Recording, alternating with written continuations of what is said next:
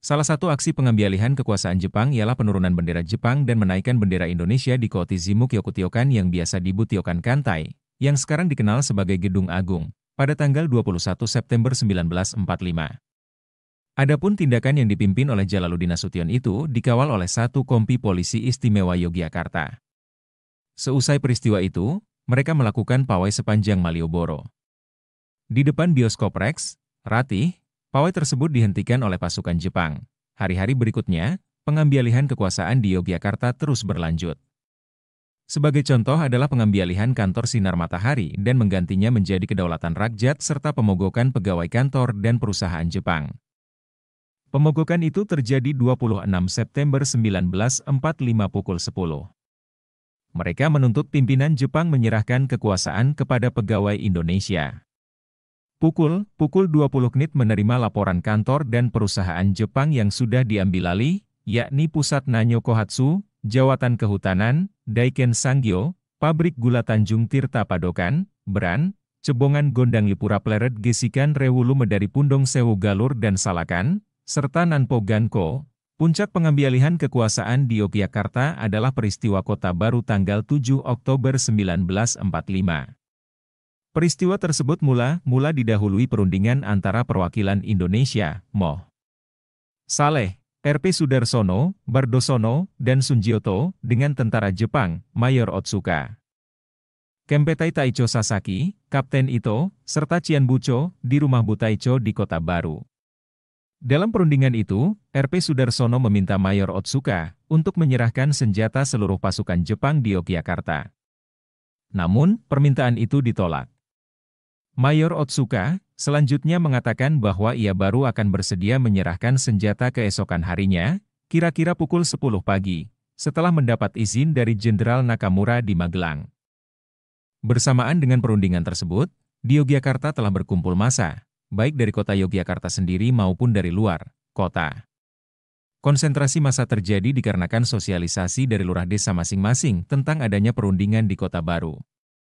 Di samping itu, konsentrasi massa juga dipengaruhi usaha Faridan M. Noto, mantan tentara pembela tanah air, peta, yang bertugas menghubungi kelompok pemuda rakyat di kampung-kampung sekitar Kota Baru, untuk turut mengepung Oshabutai, sambil menunggu komando jika perundingan di sana gagal. Konsentrasi rakyat di sekitar Kota Baru dipengaruhi pula oleh usaha Umar Slamet. Hampir sama seperti Faridan M. Noto, mantan tentara peta ini bertugas menghubungi pemerintah desa di sekitar Kota Baru untuk membantu memberi penjelasan kepada rakyat tentang perundingan yang sedang berlangsung dan langkah yang harus dilakukan sekiranya perundingan tersebut gagal. Di samping itu, Umar Slamet pun mendapat tugas untuk mempersiapkan sarana dan prasarana yang perlukan sekiranya perundingan tersebut gagal. Ilustrasi tentang upaya yang dilakukan Faridan M. Noto dan Umar Slamet diantaranya dapat disimak dalam penuturan Mangku Hadiningrat, salah seorang pamong desa Danurejan. Ia diberi tugas oleh Umar Slamet untuk mengerahkan rakyat Danurejan dengan senjata seadanya. Di samping itu, ia ditugaskan pula untuk meminjam truk pabrik Paku Klitren untuk mengangkut massa Kota Gede dan Umbul Harjo. Masih mengenai konsentrasi massa di Kota Yogyakarta, malam hari tanggal 6 Oktober 1945, pukul 11 malam, di kampung-kampung di Kota Yogyakarta terdengar suara siap. 5 jam kemudian, tanggal 7 Oktober 1945 pukul 4 pagi, dari arah Kota Baru terdengar suara letusan granat tangan disusul suara letusan senjata serta teriakan-teriakan seperti siap, maju, dan gempur. Suara-suara itu menjadi penanda awal pertempuran. Dalam suasana gelap gulita karena pemadaman listrik, para pejuang pun mencoba melewati tembok berduri dan menyerang dengan senjata seadanya. Pertempuran baru berakhir 6 jam kemudian. Hal itu ditandai dengan pengibaran bendera putih di tengah-tengah pertempuran sekitar pukul 10 pagi 61. 360 orang Jepang dimasukkan ke penjara Wirogunan, 9 orang Jepang meninggal dan 20 luka-luka. Kecuali senjata, barang dan uang sebesar F-36.000 milik Jepang dirampas dan diberikan kepada KNIT. Di saat yang sama, di rukun kampung Mergangsan Lor, Mergangsan Kidul, dan Nyutran terjadi penangkapan orang Jepang, yang dipimpin Siswo Subroto dan Moh Jumali itu. Banyak orang Jepang kemudian dimasukkan ke penjara. Masih terkait pertempuran Kota Baru, laporan wartawan Kedaulatan Rakyat menarik untuk disimak. Di tengah medan pertempuran, di antara hujan peluru dan kondisi gelap gulita, ia menyaksikan seorang anak, kira-kira berumur 12 tahun ikut bertempur. Ia merangkak maju, hanya bersenjata bambu. Selanjutnya, di rumah sakit, ia menyaksikan seorang pelajar sekolah rakyat, berumur 11 tahun, dalam kondisi terluka, mengigau dalam tidurnya. Dalam igauannya ia mendorong supaya barisan rakyat maju terus dan membunuh orang-orang Jepang yang telah membunuhi orang-orang Indonesia. Masih di rumah sakit, wartawan itu pun melaporkan pula rasa harunya melihat seorang ibu. Ia terharu melihat seorang ibu meletakkan tangannya di atas kepala anaknya yang meninggal, tanpa menangis sedikit pun. Dalam pertempuran Kota Baru, tercatat beberapa orang meninggal. Kedaulatan Rakyat tanggal 9 Oktober 1945. Misalnya, melaporkan pemakaman jenazah Ahmad Zahir dari Ngampilan di depan Polisi Istimewa.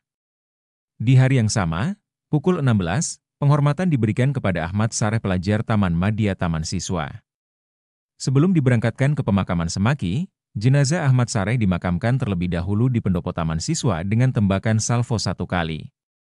Sebagaimana ketua korban sebelumnya, pemakaman itu pun dihadiri oleh barisan polisi, BKR, BPR, BPU, para siswa dan penduduk. Di samping berita-berita tentang pemakaman, pertempuran Kota Baru menyisakan banyak laporan orang hilang. Salah satunya adalah Joenadi alias Badjoeri, warga Jagran berumur 25 tahun. Dia dinyatakan hilang dalam pertempuran tersebut. Tidak ketinggalan, pasca pertempuran, berita seputar penjarahan pun marak, seperti kantor telepon Yogyakarta. Gambaran penjarahan ini selaras dengan isi maklumat nomor 4 tanggal 17 Oktober 1945, peristiwa lain yang menonjol di Yogyakarta selama masa bersiap ialah pengeboman stasiun radio Yogyakarta. Pengeboman itu mula-mula terjadi tanggal 25 November 1945. Pukul 7.50, sebuah pesawat Inggris menjatuhkan pamflet berisi pemberitahuan pengeboman stasiun radio di Yogyakarta dan Surakarta. Dalam pamflet itu, Inggris mengimbau supaya rakyat menjauhi kedua stasiun tersebut, setidaknya sampai jarak 1 km. Selang 25 menit, pukul 8.15, Inggris pun menjatuhkan bom-bom 7 orang penduduk dinyatakan meninggal dalam peristiwa itu. 2 hari kemudian, tanggal 27 November 1945, pukul 12.45, Inggris kembali menjatuhkan pamflet. Ada 3 hal pokok yang dimuat dalam pamflet tersebut. Pertama, pengeboman yang dilakukan oleh Inggris tanggal 25 November 1945 terhadap stasiun Yogyakarta dan Surakarta dipandang belum berhasil. Oleh sebab itu, Inggris memandang perlu untuk melakukan pengeboman kembali. Kedua, Inggris menyatakan tidak akan mencelakakan penduduk. Selanjutnya, pukul 01.00 2.30 siang, 4 pesawat Inggris mengebom Yogyakarta. Pengeboman itu menghancurkan Balai Mataram dan Sono Budoyo. Di samping itu, pengeboman itu pun merusak kantor telepon, gedung, HCCH dan rumah penduduk. Beberapa penduduk pun dinyatakan meninggal dalam peristiwa tersebut. Sehubungan dengan peristiwa tersebut, Hamengkubuwono mengirimkan telegram kepada Presiden Soekarno, menyatakan protes atas peristiwa tersebut dan mendesak Presiden mengambil tindakan tegas. Protes Senada dilayangkan oleh Sunan dan Mangkunegara. Pekalongan, penyebarluasan berita proklamasi di Karesidenan Pekalongan memunculkan berbagai macam reaksi, salah satunya ialah sentimen rasial yang ditujukan terhadap orang-orang Tionghoa. Sentimen itu bisa jadi karena lupa atau ketidaktahuan. Sebagai contoh, ada seorang Tionghoa di Tegal, yang dicambuk sampai pingsan karena lupa mengucapkan salam merdeka ketika melewati pos penjagaan. Ada pula yang tidak tahu menggunakan galah pengganti tiang bendera untuk memetik mangga. Selain memunculkan sentimen rasial, penerimaan berita proklamasi dan tindakan pengibaran bendera menimbulkan pertentangan antara kelompok nasionalis dengan Pangreh Praja. Wali Kota Tegal, misalnya, hanya mengizinkan pengibaran bendera merah putih sebagaimana aturan yang berlaku. Aturan yang dimaksud ialah Hinomaru di sebelah kanan dan merah putih di sebelah kiri. Kadang-kadang, Pangreh Praja melarang pengibaran kedua bendera tersebut. Ketidakpastian tentang pengibaran bendera itu menyulut kebingungan dan kemarahan kelompok nasionalis di Tegal. Mereka menuntut penjelasan wali kota. Penjelasan itu baru diberikan tanggal 11 September 1945 pukul 8 di Gedung Gereja Katolik di Keraton Lor. Dalam acara tersebut, Wali Kota Tegal, Tuan Sungep, yang datang terlambat 40 menit, menyampaikan bahwa ia belum menerima instruksi resmi tentang kemerdekaan. Lebih lagi, kata Tuan Sungep, Kanpo, lembaran resmi pemerintah, pun tidak menyebut proklamasi. Mempercayai berita-berita di luar kedua sumber tersebut. Menurut Tuan Sungep, berbahaya. Belum selesai memberikan pernyataan, Kadarisman, anggota KNI, memotongnya. Menurut Kadarisman, kemerdekaan bukan seperti orang tua yang memberikan permen kepada anaknya yang merengek-rengek. Kemerdekaan datang dari bangsa sendiri, bukan dari perintah resmi Jepang. Magelang, berbagai pertempuran di Magelang mula-mula dipicu oleh ketidaksenangan penduduk terhadap perilaku tentara sekutu di sana. Penduduk Magelang yang ikut menyediakan beras untuk sekutu dari Semarang harus melihat pembunuhan, perampokan, serta berbagai penyembelihan yang dilakukan oleh tentara-tentara tersebut.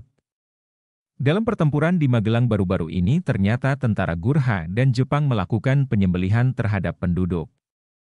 Seperti 40 penduduk di Pedukuhan Tulung. 30 Oktober diserang 500 tentara Jepang, tidak kurang. Tentara sekutu yang didominasi oleh Gurkha membebaskan tawanan perang dan menjadikannya sebagai tentara sekutu. Puncak fenomena tersebut adalah munculnya sentimen anti-Jepang atau anti-Gurkha yang menyulut berbagai pertempuran. Salah satunya yang terbesar adalah pertempuran yang terjadi akhir Oktober hingga awal November 1945. Pertempuran itu membawa banyak korban. Setidaknya ada 53 korban yang dimakamkan di pemakaman Giriloyo pada tanggal 3 November 1945. Hujan lebat menyertai proses pemakaman yang mengharukan itu, hari Sabtu jam 8 malam tanggal 3 Boelan 11, Soenji senjap gelap. Hanja doya boyah obor kecil menjala. Riboyan rakyat, toya moeda, dalam keadaan basah koi joet. Orang menggigil kedinginan. Dalam keadaan itu, semangat rakyat jang beriboe-riboe itoe diperkoeat dengan boenji senjata 3 kali sebagai penghormatan kepada para pahlawan kita. Soenji senjap. Kesoenjian ini dibjahkan oleh Soyara Pekik, Merdeka. Terdengar Soyara mengharoekan, tidak hanya di Giriloyo, pemakaman korban pertempuran Magelang juga dilakukan di berbagai tempat. Di Semaki, Sabtu 3 November 1945 pukul 16 BPKKP, KNI, PMI, dan PRI memakamkan 3 orang yang tidak diketahui identitasnya. Minggu 4 November 1945 pukul 11 pemakaman R. Adam saudara ipar Dr. H.R. Jan, seorang pegawai Pegadaian dan Angkatan Muda Magelang gugur. Jenazahnya dimakamkan di Kuncen bersama dengan keempat pemuda lain yang mempertahankan roemah Pegadaian Magelang. Sementara itu, Senin 5 November pukul 10 dimakamkan pula 2 pemuda di pemakaman Semaki. Kedua pemuda tersebut ialah Soenjoto dari Bausasran dan Sena, pelajar taman siswa dari Ngasem, Soegi Jono, anggota Palang Merah Indonesia Muntilan yang tertembak dan ditawan oleh musuh menjadi saksi atas kekejaman tentara Gurkha, Nica, dan Jepang di Tangsi. Mula-mula ia bercerita bahwa ia dibawa ke SMP Boton. Di sana ia melihat ada 25 orang yang dibariskan oleh Jepang lalu ditembak dengan mitraliur. Mitraliur itu berisi 50 peluru. Dari ke-50 isi peluru itu, hanya menewaskan 4 orang. Soegijo pun menuturkan bahwa di antara tawanan terdapat seorang perempuan bernama Soekesi, guru SMPP di Magelang. Ia meminta kepada opsir Inggris supaya pemuda Indonesia yang terluka dan ditawan dirawat semestinya. Selanjutnya, ia berkata, kalau Tuan tidak mau mereka, lebih baik bunuh saja kami semua ini. Sementara di bangsal perawatan rumah sakit, pemuda Indonesia ditakut-takuti akan dibunuh semua. Masih menurut Soegijo, orang-orang Jepang turut bertempur di Magelang karena dihasut Inggris dengan berkata bahwa orang Indonesia telah membunuh semua orang Jepang. Di dalam tangsi penawanan itu, setiap jam 9 malam selalu diperdengarkan siaran radio, di antaranya yang sering didengar oleh Soegijo ialah berita tentang keunggulan pemuda Indonesia. Pemuda Indonesia sangat unggul. Kalau pertempuran diteruskan 2 jam lagi, niscaya serdadu Gurkha akan menyerah kalah. Ia bisa keluar dari tawanan setelah Palang Merah Indonesia mencarinya dengan perantaraan kontak Komite Pertempuran di Magelang berhenti seusai Soekarno melakukan perundingan dengan Jenderal Betel, Panglima Tentara Pendudukan Sekutu di Jawa Tengah. Seusai perundingan Soekarno pun berpidato dalam siaran RRI Magelang. Dalam pidatonya, Soekarno mengimbau supaya pertempuran di Magelang dihentikan saja, katakan bahwa saja tidak hargai semangat Saudara. Saja tahu bahwa Saudara mendasarkan usaha Saudara atas belasan jang saja hargai. Sumber buku Sejarah Berita Proklamasi Kemerdekaan Indonesia. Penerbit Direktorat Sejarah dan Nilai Budaya Direktorat Jenderal Kebudayaan Kementerian Pendidikan dan Kebudayaan 2015.